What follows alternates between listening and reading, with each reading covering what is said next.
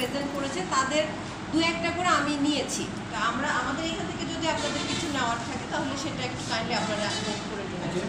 আমরা প্রথমে আত্মবিশ্বাসী দিয়েছি, কারণ কারণ সবাই জেনে গেছে অলরেডি। তো আমি শুধু একটু পড়ে যাই, তারপরে যদি কারো কোনো প্রশ্ন থাকে আমরা অবশ্যই সেটার উত্তর দেওয়ার চেষ্টা করব।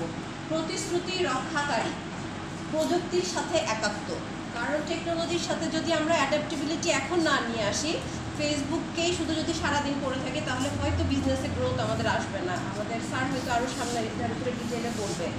পরিশ্রমী হতে হবে, সাহসী ও উদ্যমী, অবশ্যই ধৈর্যশীল হতে হবে। কারণ আমরা এত আপস অ্যান্ড ডাউনস দেখছি জীবনে। করোনার পরে আমরা যারা দাঁড়িয়ে গেছি এবং এই যে আবার যুদ্ধ হলো, যুদ্ধের পর আবার দাঁড়িয়ে গেছি, ধৈর্য না থাকলে হয়তো আমাদের বিজনেসটাকে আমরা কেউই কন্টিনিউ করতে পারবো না।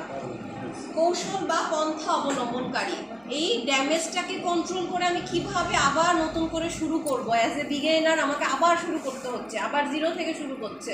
তো আমার সাপোর্টে কিছু নাই, আমার ব্যাংক লোন শেষ, আমার ফ্যামিলি সাপোর্ট শেষ, কিন্তু ওই জিনিসটাই আসলে আমার মনে হয় এই সিচুয়েশনে আমিও নিজে অ্যাডাপ্ট করার চেষ্টা করছি। আমার কাছে মনে হয় আমি আবার বিগিনার হয়ে গেছি, আমাকে আবার শুরু করতে হবে।